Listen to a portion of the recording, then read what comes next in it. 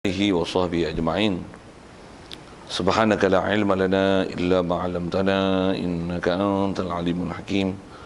La haula wa la quwwata illa billahil aliyyil azim. Rabbi shrah li sadri wa yassir li amri wahlul 'uqdatam min lisani yafqahu qawli. Allahumma iftah 'alaina bi futuhil 'arifin bik. Allahumma ij'alna minal ladzina yastami'una al-qawla fayattabi'una ahsana. Allahumma 'allimna mimma jahilna وانفعنا بما علمتنا وزدنا علما نافعا يا رب العالمين. قال الشيخ المصنف رحمه الله تعالى ونفعنا به وبعلومه في الدارين. Kita di muka surat 19.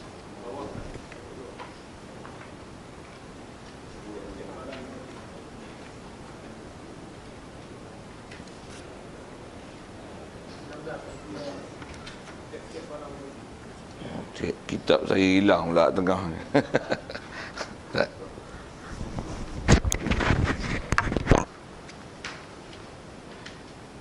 Ini tercabut tinggal dalam.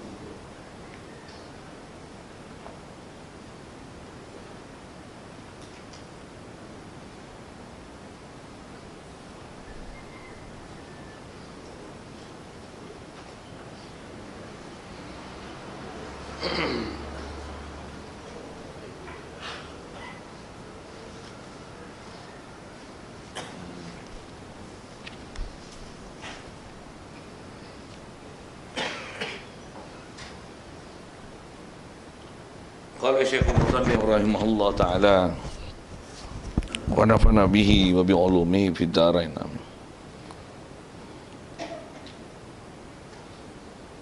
Maka Allah Ta'ala berkata-kata pada sedia kala tiap-tiap barang yang wajib, seperti firman-Nya Ta'ala, qul huwallahu ahada. Artinya kata oleh kamu, yaitu Allah itu satu. Dan firman-Nya, innani anallahu la ilaha illa ana. Bahawasanya aku ialah Allah, tiada Tuhan melainkan aku.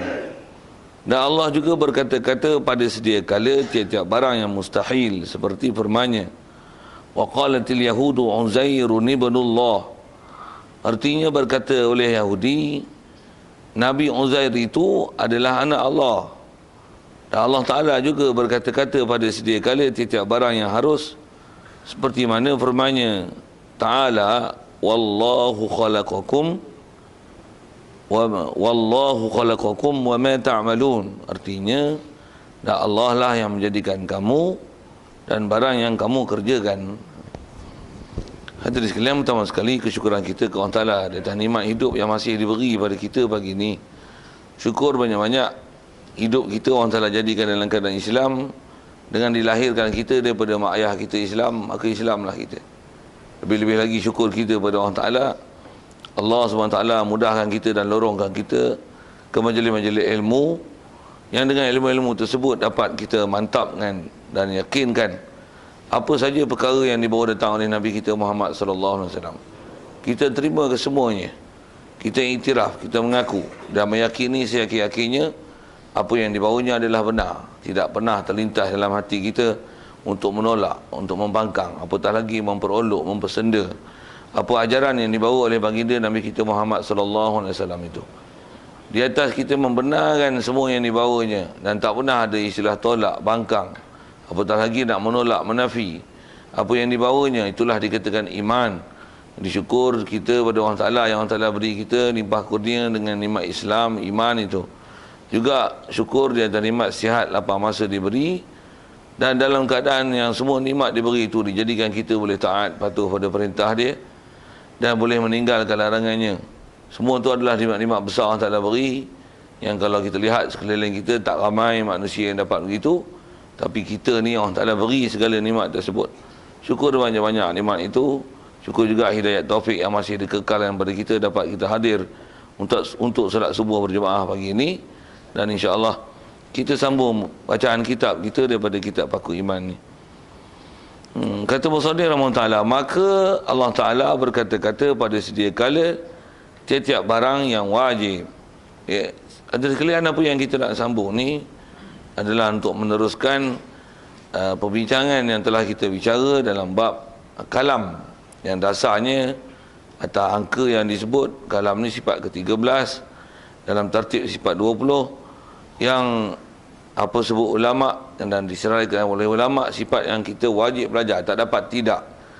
Sebagai seorang Islam, orang beriman dengan ajaran Nabi kita Muhammad sallallahu alaihi wasallam, ini adalah perkara dasar yang sangat asas, yang tak boleh ada siapa pun silap dalam bab ini, yang mesti dipahami. Khusus kita belajar ni ialah bab kalam, yang mana antara lain kita dah belajar dulu wajib i'tiqad sabit pada Allah Ta'ala sifat kata, tak mungkin ada sama sekali sifat bisu pada dia. Sedia maklum perkara itu, dan kita dah bicara lepas, dasar kita bicara bila sebut sifat Allah Ta'ala, tentulah sifat dia tak serupa dengan kita. Yang bila kata dia sifat kata, sifat itu tidaklah berhuruf suara, yang kita nak i'tiqadkan adalah sifat, dan mustahil sifat dia itu untuk ada kebolehan kata dia itu adalah menggunakan alat, dengan mulut, gigi, peti suara, lidah. Subhanallah, tak mungkin ada keadaan-keadaan macam makhluk seperti itu. Dan juga kita dah bicara dulu ada istilahnya kalam qadim, yang kalam qadim ialah kalam, sifat kalam pada diri Allah, pada zat Allah, yang dengan istilahnya dipanggil kalam nafsi. Yang juga ada Al-Quran yang Allah telah turunkan. Quran juga ialah kalam Allah, yang kalau pandang sudut asalnya dia ialah kalam qadim, tapi pasal dah diperintahkan Quran itu ditulis di Lauh Mahfuz, dah berlaku perpindahan maklumat daripada Lauh Mahfuz yang Jibril bawa beri pada Rasulullah, yang boleh ditulis, dibaca dan dihikayatkan sampai pada kita, menerima Quran yang berlafaz itu pun kalam Allah, tapi itu dipanggil kalam Allah Ta'ala yang kalam lafzi. Ada istilah-istilah itu yang telah kita jumpa, yang cuma dah belajar itu sebulan lepas lah kan. Main kongsi pacai ni takut lupa sikitlah sebut bahasa-bahasa itu. Maklumlah ilmu ni, saya ngaji dulu tuan-tuan, Tok Guru selalu nasihat, dan ulama kita selalu kata gini, dia kata afatul ilmi nisyan. Penyakit ilmu ni antaranya paling besar sekali penyakit dia, bencananya, virusnya, lupa. Ngaji lupa. Macam cuba jawab, jadi apa? Bodoh. Ngaji lupa, bodoh, kosong balik. Kalau makan pun tuan-tuan perut kosong lapar. Ilmu kalau ngaji faham lah, masa dengar elok, dengar anggur, lupa macam mana? Bodoh balik macam tak ada pernah belajar. Satu mengaji bagi alat betul, kitab, buku catatan, nisbah apa yang kita dengar tu faham, tambat dia. Tu yang ulama-ulama dulu dia buat kitab tu. Buat kitab tu nisbah apa yang dia nak tulis, apa yang telah diterima, dan apa yang dah ada tu, apa yang nak ditambah. Tu yang guna kitab, itu yang guna buku nota, tu yang guna pen, catatan dan sebagainya, untuk sebagai reminder pada apa yang telah dipaham. Pasal kadang-kadang kita ni maklum lah, kita lupa kan tuan, pergi pasar malam pun lupa beli barang, nak beli apa. Bini sebut lah tu, pergi balik kepala. Apa kaedah terbaik untuk ingat? Tulis sikit soal. Tuan-tuan tulis lagi tak? Tak tulis. Tak tulis kalau maksudnya cuai dalam kaedah belajar. Sorry lah sebut benda-benda tu kan, tapi kena bagi peringat kan. Pasal kita belajar ni kadang-kadang kita sangka mengaji agama ni ngaji tauhid pula tu, benda-benda asas. Dah dengar dah, lama dah tahu. Bagi kitab suruh baca balik apa yang dah belajar, tu pun tak kerti, tambah benda yang tak pernah belajar. Jadi kalau atas prinsip menuntut ilmu itu istilahnya cuai. Tambah pula kalau saya sebut ini tu atas bahasa tuntut tu, sikitlah sebagai brainstorming. Dan tadi share induksi pasal ingat pelajaran lama kan.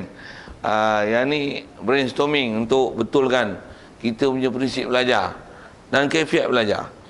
Di atas bahasa tuntut ilmu, yang saya nak relatekan dengan bahasa tuntut hutang. Kalau tuan-tuan ada orang ramai orang berhutang kat tuan-tuan, tuan-tuan nak tuntut. Ada orang hutang, tapi tuan-tuan nak tuntut, tapi tuan-tuan tak ada catatan untuk meminta siapa yang berhutang dengan tuan-tuan dan berapa jumlah dia, dan berapa temu janji, dan bila temu janji untuk dia melansaikan hutang dia. Agak-agak kat siapa tuan-tuan nak tuju? Jawab. Ha? Ada orang hutang, jumlah-jumlah semua, dia dekat 2 juta ni. Pergi minta tak? Nak minta siapa Bolehlah ingat 2-3 orang. Senarai ada dekat 300-400 orang. Tapi tak ada senarai. Berapa angka? Tak tahu. Bila waktu lansai? Tak catat. Duit ada, tapi kat tangan orang. Nak minta tak boleh. Pasal apa? Tak ada catatan. Macam tu lah kita mengaji. Nak kata tak tahu, bodoh langsung. Duk mengaji lama dah. Sorry tuan-tuan, saja katok sikit tu kan. Benda macam ni, nama kitab pun paku. Nak paku iman, ni nak paku ilmu. Bila paku mesti ada meratun dia. Saya meratun ni. Saya nak meratun dengan ni. Bila meratun kena katok paku, sakit tak? Nak masuk paku sakit sikit. Ini nak bagi sakit lah ni.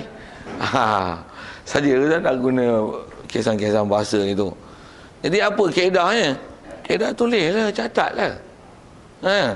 Jadi kalau kata dah ngaji lama sekali, orang faham, kata faham. Tapi bila nak ajar balik, tak boleh. Cuma orang kata, saya bukan ustaz nak ajar. Bukan masalah ngajar tak ngajar tentu. Tapi saya nak sebut ini, kita ni bila kita dengar, kita ada keupayaan menulis. Orang kata, kita transformasikan sikit guna bahasa tu. Apa yang telah kita dengar tu dengan bahasa kita sendiri, dengan catatan kita. Tuan-tuan saya tak tahu. Kalau pengalaman saya belajar kan, saya sendiri dulu pun belajar gitu je. Pasal Tok Guru belajar gitu. Kita sekolah menengah pun belajar kadang-kadang dengan prinsip macam tu. Dengar dia cakap, betul kita tulis dengan perkataan kita sendiri. Apa yang telah kita faham, itu sebagai tambat tu. Dia adalah pengukuhan dengan apa yang telah kita faham. Lagipun kita ambil berat dengan apa yang dia dengar. Konsentrasi satu. Mula-mula catatan tu. Kalau ada hari orang tak datang apa, boleh semak balik. Kalau ada orang minta tazkirah pun, cerita balik. Letak ni, ada nota. Yang dia pernah dia cerita. Pernah belajar. Tambah pula kita boleh cerita sama macam mana yang kita belajar. Itu adalah sebab baik keadaan. Itu adalah kaedah belajar yang betul. Dan sepatutnya macam tu kita. Dan dengan nisbah umur lagi berumur lagi matang. Lagi mantap. Nisbah ketajaman ilmu lagi tajam. Lagi jelas penjelasan tu. Dan boleh ada open menu. Soal. Bupi bahasa open menu. Soal. Tuan-tuan nak order apa? Nasi goreng kampung. Buat. Nasi pataya. Nasi lemak. Nak lauk apa? Kangkung. Saya memang nak tunggu jawapan tu. Daging merah. Apa seumpama tu? Boleh. Nak sebut apa? Bab apa kau nak? Saya ngaji sikit dalam bab masalah untuk pasal kita dah belajar. Nak sebut kita belajar. Tambah pula belajar tafsir, belajar hadis, belajar. Saya ngaji Tok Guru umpama kan, dia kata kita menuntut ilmu ni macam buka kedai runcit. Kedai runcit ada susu, selipar ada, paku ada, minyak petrol ada petrol. Kadang-kadang runcit ada jual petrol depan kedai tu. Petrol ada jual, paku ada jual. Kau tanya je. Tepung gula tak ada saja. Itu asas. Ni asas ni. Ilmu tauhid belajar. Cerita sikit kalam nafsi dengan kalam nafsi. Buka kedai runcit, tepung gandum tak jual dengan beras. Apa ni? Orang Islam tapi nak cerita akidah tak boleh. Bak kalam tak kerti nak cerita. Apa dia kalam? Kalam lah. Nasyid lah. Samak basar kalam. Kalam lah. Oi. Kata nak jekah kita. Nah, saya nak buat misal bandingan bahasa dan bandingan sikit analogi kepada kedai runcit tu. Nama kedai runcit tak ada beras, tak ada gula, tak ada tepung leceh. Kangkung tak ada, tak apa. Kangkung tak ada, tak apa. Okay. Dah guna kangkung. Kangkung tak ada, tak apa. Tapi tak ada beras, tak ada gula, tak ada tepung leceh. Ni. Orang Islam tak ada akidah leceh, tak ada fiqh tak ada leceh, tak ada tasawuf leceh. Tak boleh baca Quran leceh. Ada orang Islam. Tambah pula akidah. Oh ya, akidah ni tak ada leceh sengguh kan. Leceh sengguh. Sia-sia jadi orang Islam. Baik. Itu brainstorming pagi-pagi. Biar dia kena entak sikit. Oh, paku besar. Padahal paku besar. Hammer pun besar. Baik. Jadi dengan apa kita nak belajar ni, kita nak sambung perbincangan dalam bab kalam tu lah. Jadi bila sebelum dengan apa yang dia nak sebut istilah-istilah dia tu, jadi bila kata orang Ta'ala ada sifat kata, dan mestilah kalau banding dengan ilmu dia, tentulah Allah Ta'ala bila ilmu dia sempurna, tentulah kalam dia sempurna. Pasal apa? Munasabah kita tengok perkaitan antara kalam dengan ilmu. Apa yang ilmu dia ada, tentulah dia boleh memperkatakan perkara tersebut. Betul? Orang ada ilmu kiraat, boleh cerita ilmu kiraat. Sikit guna kaedah pendangkulan akal untuk melihat hubungan sifat itu. Jadi kalau orang Ta'ala ilmu dia tahu perkara wajib, perkara mustahil, perkara harus. Wajib maksudnya dia tahu diri dia tahu sifat dia tahu apa yang sempurna pada dia tahu apa tak layak pada dia, mustahil pada dia anak, mustahil pada isteri. Tentulah dia boleh ceritakan benda mustahil itu ke kita. Dia tahu perkara yang istilahnya harus. Harus tu sama ada telah berlaku, sedang berlaku, akan berlaku. Yang telah berlaku tu sama ada sebelum berlaku penciptaan langit bumi lagi. Apa peristiwa-peristiwanya yang sedang, yang akan berlaku. Akan tu sama ada alam dunia, alam barzakh, begitu juga alam mahsyar esok, ataupun waktu ahli syurga dalam syurga, ahli neraka dalam neraka. Semuanya tu orang Ta'ala hikayat dan ceritakan kepada kita. Boleh ke dia cerita itu? Bila ilmu dia ada di situ, tentulah kalam dia boleh memperkatakan perkara tersebut. Yang tu yang kita nak sambung, yang kita nak bicara. Dia kata di atas kata orang Ta'ala ada sifat kalam, dan tentulah atas perkaitan sifat ni, kalam dia tentulah ada kaitan dengan ilmu dia. Tentulah apa yang sabit dengan ilmu dia boleh memperkatakan perkara itu. Yang tu yang dia nak kata, maka Allah Ta'ala berkata-kata pada sedia kala tiap-tiap barang yang wajib. Jadi dengan istilahnya, kalau tengok senarai dulu, apa orang Ta'ala boleh kata? Orang Ta'ala boleh memperkatakan perkara apa? Tentulah antara perkara yang dia boleh kata, dia mesti relate, tatbik, munasabah dengan ilmu dia. Apa dia? Bila orang Ta'ala tahu perkara wajib, mustahil, harus, nisbah dia boleh kata, dia boleh cerita, kadang-kadang bahasa itu. Nisbah kalam dia, tentulah juga boleh menceritakan perkara yang wajib. Sedangkan yang kedua adalah mustahil, yang ketiga adalah harus. Semua tu adalah dalam istilah yang kita pernah jumpa, istilah-istilah ni, ta'aluk. Semua tu adalah ta'aluk ilmu dia. Ta'aluk ilmu satu, dan itu adalah ta'aluk kalam. Ta'aluk kalam. Baik. Antara perkara yang kena perhati sikit dalam bahasa yang dia guna tu, dia kata, maka berkata-kata orang Ta'ala pada sedia kala. Jadi kita bicara ni sebab Allah memang dia boleh memperkatakan perkara ni. Di atas akidah yang kita kena pegang. Sikit saya tanya dengan soalan, orang Ta'ala dia perkatakan perkara ni bila lagi? Kalau nak kata perkara wajib, dia cerita zat dia, diri dia, sifat dia, bila lagi dia telah perkatakan perkara itu? Wajib intiqad dia perkatakan tu azali lagi. Sebelum daripada cipta langit bumi lagi, apa yang dia nak kata tu semuanya sabit dalam diri dia. Yang itulah dipanggil kalam lupai. Saya dah sebut tadi. Bila tak catat dia lagi lupai lah. Tapi jangan tulis kalam lupai. Kesepak. Mana ada kalam lupai? Kalam nafsi. Kalam nafsi yang ada pada zat Allah Ta'ala tu. Kat kita ni, kita tak tengoklah kalam nafsi. Kita akan tengok apa? Kalam nafsi lah. Ada Android, buka Android, Samsung ke, Sony ke. Tapi kita ada kadang-kadang berumur tak apa nak peduli lah tu kan. Pasal tak gaduh dengan internet. Kalau budak-budak muda sebut tu, terbeliak je lah. Kadang kita anak bagi free pun tengok, tak mau handset ni pening. Kita suka hak bodoh lagi kan. Padahal dia bagi hak cerdik. Tak faham sudah. Jadi kalau nisbah kita akan tengok kalam lafzi. Macam mana pun kalam lafzi itu kat kita.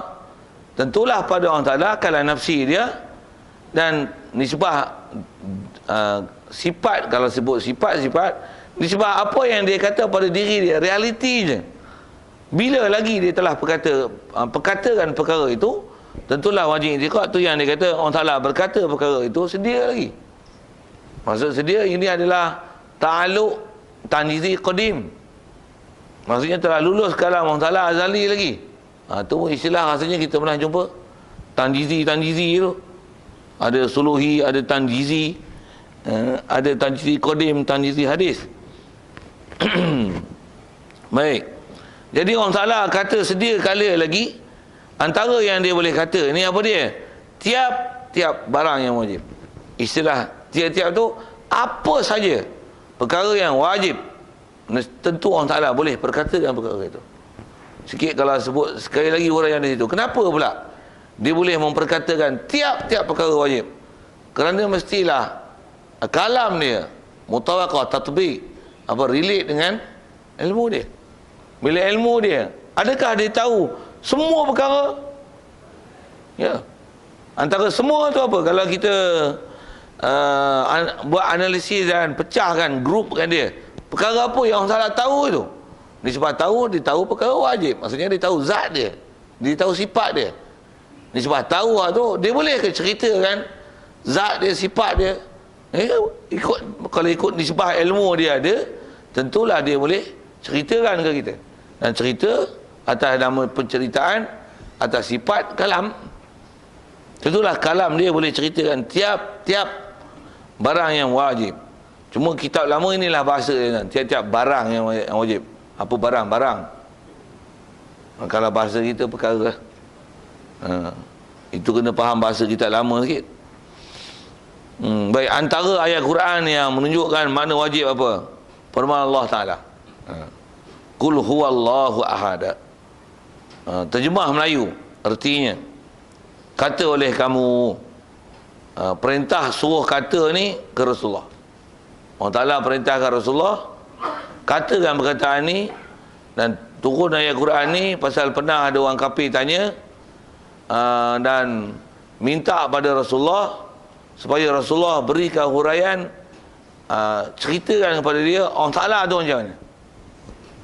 Sif lana rabbana, sif lana rabbaka, silap saya sebut. Pernah riwayat hadis, datang satu orang kafir jumpa Rasulullah, dia kata, ya Muhammad, sif lana rabbak, kau ceritakan pada kami sifat Tuhan kau macam mana.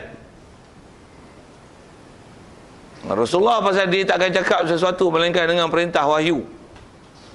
Kalau kata dengan tak datang Jibril pun, kalau dia cakap memang ada isyarat wahyu yang ada Allah Ta'ala ilhamkan dan isyaratkan pada dia untuk dia perkatakan perkara itu.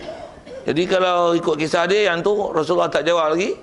Rasulullah nantikan kedatangan Jibril untuk maklumkan macam mana nak jawab. Itu yang Allah Ta'ala datang dengan wahyu. Jibril datang selepas tu maklumkan Rasulullah, ya Rasulullah, qul huwallahu ahad. Perintah kat Rasulullah, ya Muhammad, you must say this word. What is it? Huwa, he, Allah, he is Allah, and he is the only one. Cakap orang putih kan. Tu sikit dah ambil kepada ayat Quran tu. Tuan-tuan tengok, kalau kita perhati, kalau nak jadi sahabat beriman siap dah tu. Tak mana? Kalau kita tengok sejarah tu, Rasulullah ditanya, Rasulullah tak jawab lah. Ada tempat-tempat yang Rasulullah bila ditanya terus jawab. Ada tempat-tempat kalau kita belajar bab sirah, bila sekalipun orang kafir datang tanya kepada Rasulullah satu perkara, ada yang Rasulullah tak terus jawab. Dia kata, aku tak boleh jawab perkara ni. Aku akan tunggu Jibril datang kepada aku mewahyukan apa jawapan yang aku nak beri. Pasal tak ada pengetahuan aku tentang perkara ni. Dia tunggu. Datang Jibril, baru dia maklumkan. Orang tu datang, apa yang dapat Jibril bagi tahu? Zuf. Bagi ayat pula tu tuan-tuan, power punya. Ni kalau kita tengok bahasa Arab tuan-tuan, qul huwallahu ahad. Ayat dia ni ada istilah jumlah ismiyah. Jumlah ismiyah yang khobar dia adalah jumlah di dalam jumlah.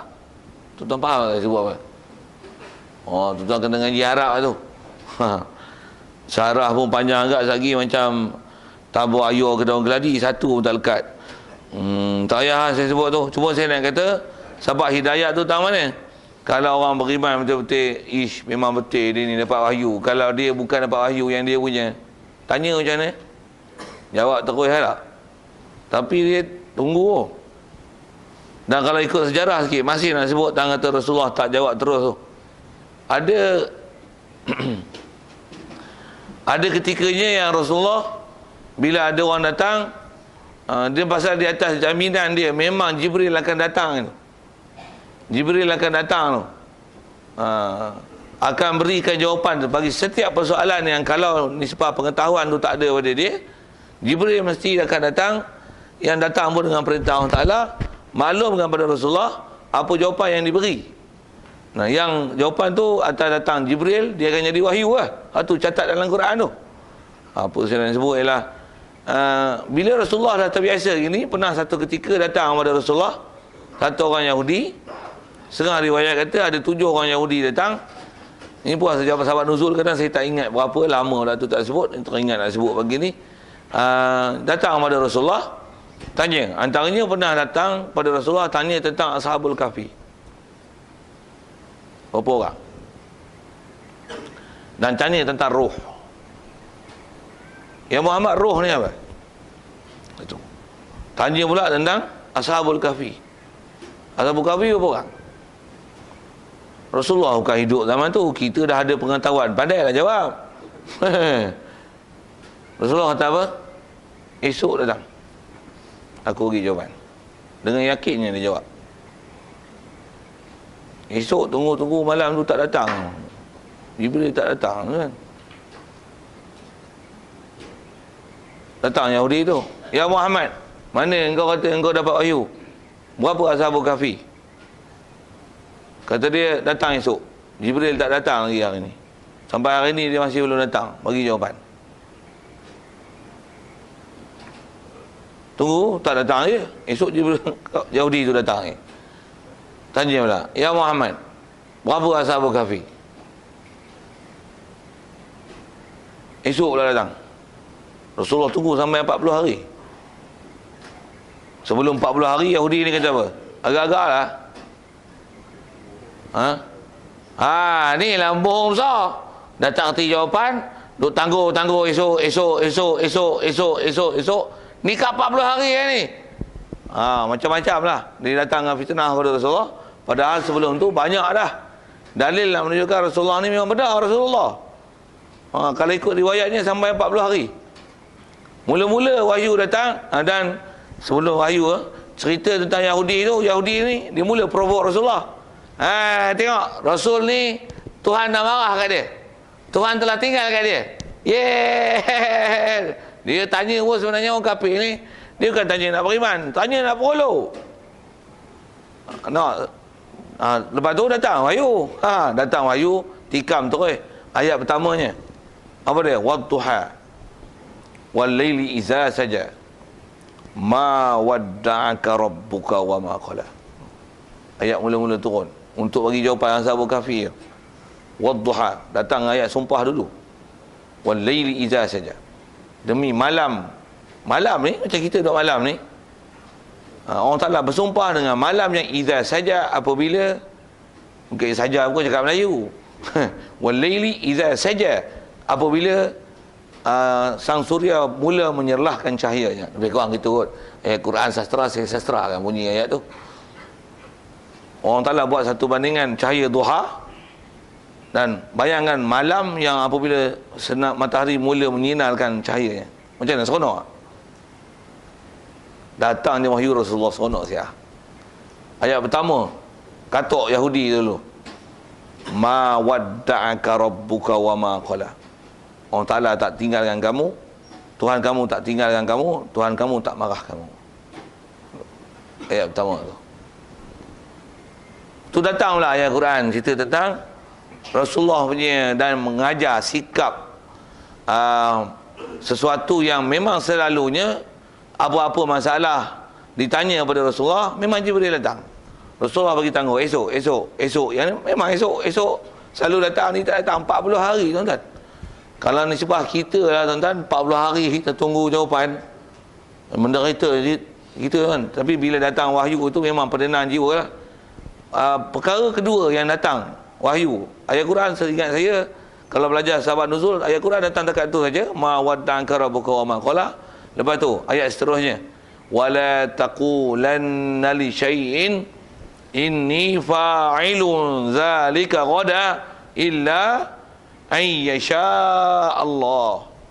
Kamu jangan sekali-kali, don't ever you say inni fa'ilun zalika ghada, I want to do this thing tomorrow. You come tomorrow, I will give you the answer. No, don't say like that. Illa an yasha Allah, melainkan kau letakkan satu perkataan di belakang tu, kau kena kata insya-Allah. Satu akhlak dia ajar kat kita. Ajar ke Rasulullah, masuk kita sekali ya. Memang benda tu pasti Jibril datang selalunya. Tapi nak ajar satu akhlak yang jadi peribadi Rasulullah, dan itu prinsip kita diajar sebagai orang Islam. Whatever we want to do, whether is it tomorrow, next week, next month, and we want to do it, memang nak buat betul. Jangan kata perkataan tu illa ain yasha Allah, melainkan letakkan hujungnya insya-Allah. Insya-Allah. Nak syarah tu panjang, tapi rasanya prinsip tu tak faham tanya lain. Prinsipnya apa? Nak buat sesuatu disebab Rasulullah, memang Jibril akan datang untuk beri wahyu. Dia memang yakin dia Rasulullah, memang Jibril akan datang punya. Memang walaupun benda tu yakin, tutup dengan insya-Allah. Lepas tu baru datang Ashabul Kahfi, cerita Ashabul Kahfi. Sayaquluna salathatur rabi'uhum kalbuhum wa yaquluna sab'a khamsatun sadisuhum kalbuhum wa yaqulun dzalika rajman dzalika qauluhum rajman bil ghaib. Lepas tu baru sebut belakang tu, wa yaquluna khamsatun wa yaquluna sab'atun wasaminuhum kalbuhum. Sebutlah Ashabul Kahfi.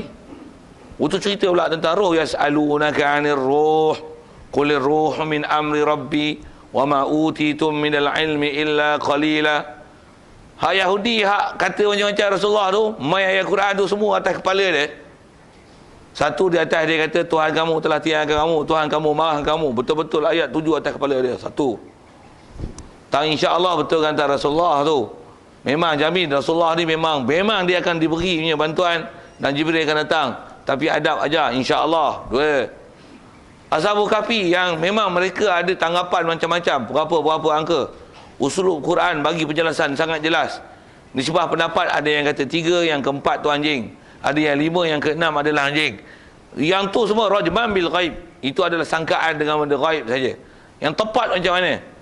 Yang lepas bil ghaib tu, apa dia? Wa yaquluna sab'atun wa thaminuhum kalbuhum. Ada yang kata 7, yang ke-8 adalah anjing. Itu adalah angka yang betul. Itu yang angka yang betul. Cerita tentang roh pula, satu jawapan beri. Hak gedik-gedik ni tu, mat kangkung ni tu, tetap tak beriman juga. Jadi memang tujuan dia bukan untuk beriman, tapi untuk berodok. Ni manusia ada yang macam ni tu. Macam mana pun nak cerita apa tu? Cerita tentang kalau nak jadi sahabat beriman, dengan peristiwa itu pun jelas menunjukkan Rasulullah benar, dia ialah Rasulullah. Memang apa yang disebut tu adalah wahyu. Memang adalah wahyu daripada dia. Memang dia kata bukan daripada dia. Dia tunggu Jibril datang. Jadi antaranya ni, apabila ada orang datang tanya, ya Muhammad, sif lana rabbak, ceritakan pada kami Tuhan kamu ke mana? Allah yang perintahkan kata perkataan tu. Muhammad, you say this word. Apa? Allah huwa, dia Tuhan yang kau tanya itu adalah Allah, dan Allah wahid, Allah ahad. Baik. Jadi apa yang kita ambil faham itu adalah Allah sendiri yang kata dia ialah Allah dan dia ahad. Nak faham situ saja, dan nama dia Allah dan sifat Allah ahad, dan sifat itu sifat kesempurnaan Allah Taala. Disebab istilah kita bicara ni, dia sifat wajib. Dia perkara yang wajib pada zat, pada diri Allah Ta'ala. Hak tu dalam sedarai perkara wajib Allah yang ceritakan dalam Quran. Jadi kalamullah itu menceritakan perkara yang wajib. Itu fokus kita. Itu fokus kita. Baik, lagi mana firman-Nya? Innani anallahu la ilaha illa ana. Terjemah sekali lalu. Bahawasanya kata Allah Ta'ala, aku ialah Allah. Allah Ta'ala, dia sendiri yang menamakan dia Allah. Dia kata dia, aku Allah. Tiada Tuhan melainkan aku. Tiada Tuhan yang sebenar melainkan aku. La ilaha illa anta. Kalau kitab lama diterjemahkan tiada Tuhan sebenar yang the really God except me. Siap. Jadi Allah Ta'ala sendiri maklum dengan bahawasanya Tuhan sebenar tidak ada yang lain melainkan hanya dia. He is the one and only. Okey. Jadi asas atas kita bicara dalam bab kalam ni, disebab kita intikad Allah Ta'ala memang the only one. He is the one and only. Itu memang cantiklah akidah kita. Cuma di atas apa konteks kita belajar ni, bab kalam apa dia? Allah Ta'ala menceritakan tentang apa yang perkara berkaitan dengan sifat kesempurnaan dia. Itu adalah kalam menceritakan perkara wajib. Kita ni ilmu nak ambil situ lah. Dari segi istilah nama tu. Baik. Dan juga yang keduanya kata dia, Allah Ta'ala juga berkata-kata azali lagi. Kalam nafsi dia telah memperkatakan kata dia barang yang mustahil. Antara mustahil macam mana? Dia sebut antara yang mustahil ni sebahagian lah. Mana dia? Seperti firman Allah Ta'ala menceritakan tentang orang Yahudi dan apa intikad orang Yahudi. Wa qalatil yahudu Uzairun ibnullah. Ayat tu kena baca gitu. Asalnya Uzairun, kemudian ada ibnun ba mati. Kalau ikut depan ba tu memang dia tak tulis hamzah wasal ni. Dia kena baca kalau kitab Quran Majid lama tu dia ada tulis nun kecil. Tu pergi ngaji tajwid tu. Macam mana nak jumpa tempat-tempatnya tu. Tuan-tuan tak belajar bab tu, baca Quran lah kau. Tu ilmu baca Quran. Saya tak mau syarah banyak, lagi saya beletir pula bagi tu. Bab tu. Pergi ngaji tajwid elok. Pasal kita tambah berumur banyak ni, duk makan anggur ya. Makan anggur. Makan anggur tu menganggur lah. Tak ada kerja apa, duduk rumah tak? Buat apa? Baca Quran lah banyak-banyak kan.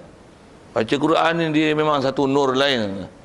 Saya kata nur lain ni maksudnya, tuan-tuan baca lagi banyak Quran baca, tuan-tuan baca Quran,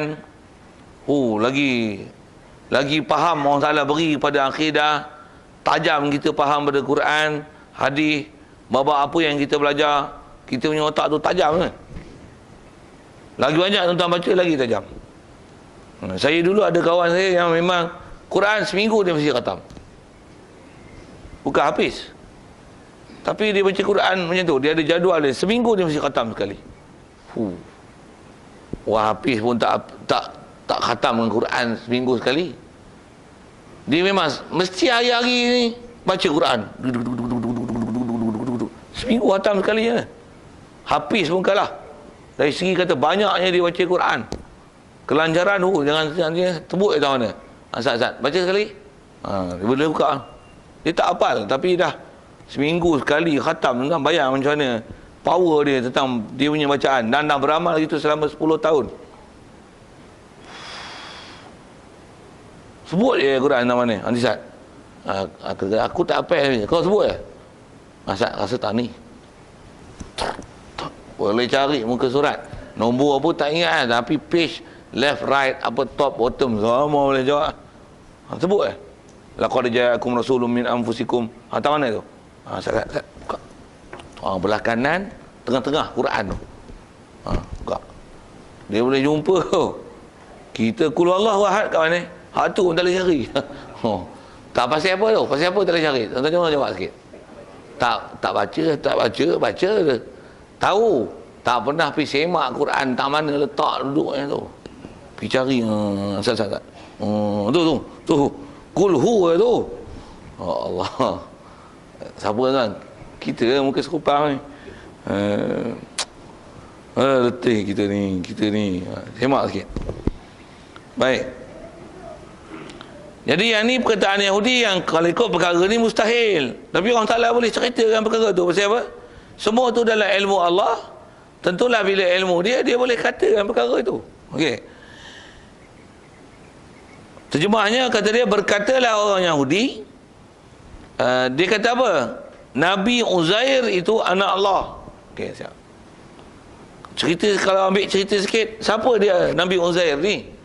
Nabi Uzair ni adalah Nabi, pasal bila sebut Yahudi ni, dia di kalangan Bani Israel lah, anak cucu Nabi Yaqub alaihi salam, keturunan daripada Nabi Yaqub alaihi salam. Itulah yang jadi istilahnya Bani Israel. Itulah umumnya kalau kata yang mereka ni ada kitab, tak berikut pahaman-pahaman yang ada dalam kitab, bahkan menyeleweng daripada ajaran asal daripada kitab Taurat dan seumpamanya. Itulah dipanggil Yahudi. Dan antara pegangan Yahudi ini, dia kata Uzair adalah anak Allah. Uzair ni adalah seorang Nabi yang pernah Allah Ta'ala hantar di kalangan Bani Israel. Dia bukan Rasul, dia Nabi saja, dia tak Rasul. Yang dia ni kalau ikut kisah dia, yang boleh orang Yahudi anggap sebagai anak Tuhan pasal apa? Pasal kalau ikut riwayatnya, dia dah mati. Lepas tu dia mati pun dalam tempoh 100 tahun. Lepas tu Allah Ta'ala hidupkan balik. Kita selalu dengar Ashabul Kahfi. Ashabul Kahfi tu bukan mati, tu tidur, yang mati. Ada surah Baqarah tu,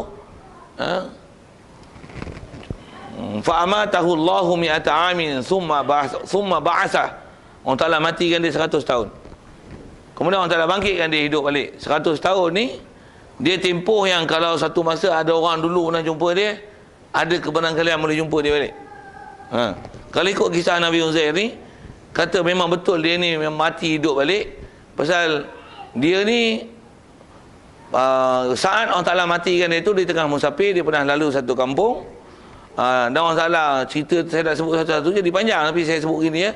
Allah Ta'ala matikan dari situ dengan dia naik seekor keldai, dengan bekalan yang dibawa, ada kurma, ada air. Allah Ta'ala matikan dia situ 100 tahun. Orang kampung ni kehilangan dia. Dan antara waktu Allah Ta'ala hidupkan dia balik selepas 100 tahun ni, antara yang masih hidup pada zaman dia itu adalah seorang hamba dia yang khidmat dalam rumah dia, tak ingat nama dia tu. Yang tu adalah antara yang masih hidup. Okey, waktu Allah Ta'ala hidupkan dia balik ni, kalau ikut kisah dalam Quran tu, bila Allah Ta'ala hidupkan dia balik, keadaan yang berlaku pada dia, dia tengok tulang dia punya keldai tu dah tinggal tulang. Dia orang Ta'ala hidup kan, tapi bekal dia masih elok. Fa'amatahu Allahu mi'ata amin summa ba'atha qala kam labista qala labistu yawman aw ba'da yawm qala bal labista mi'ata amin. Ajak baca slow kita punya Quran ni. Summa labista mi'ata amin summa anzur ila ta'amika wa syarabika lam yatasanna wanzur ilal izam. Pandang pada tulang keldai yang kau sebelah tu. Wanzur ila himarika wanzur ilal izam kaifa nunshizuha thumma naqsuha lahma. Keldai dia tu yang tinggal tulang tu, bekalan elok, air elok, ta'amika wa syarabika. Tu tengok keldai tinggal tulang kan. Depan mata tu.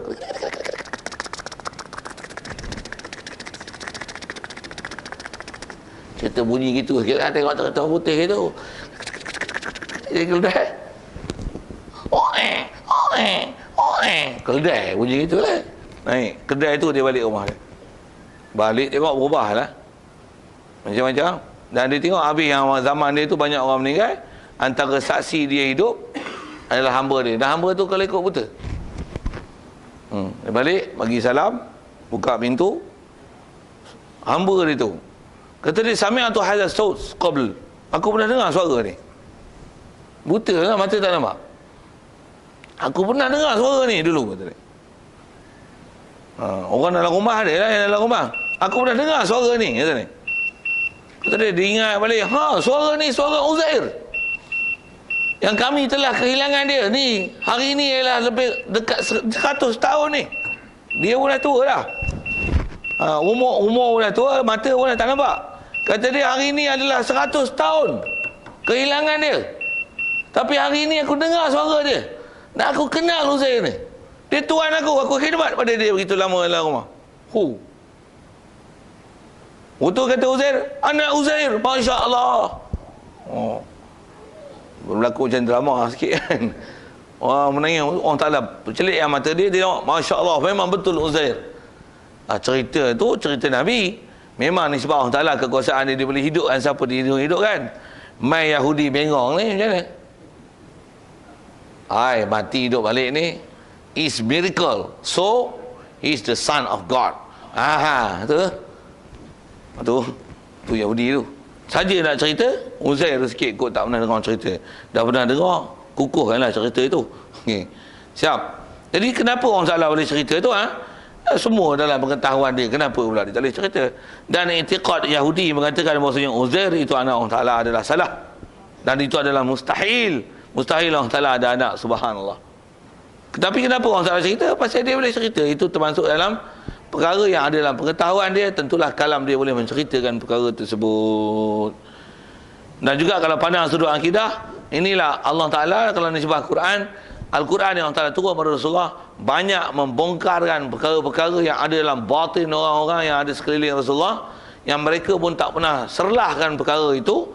Tapi bila turun Quran, Allah Ta'ala bongkar apa dalam hati dia. Istilahnya bongkar habis apa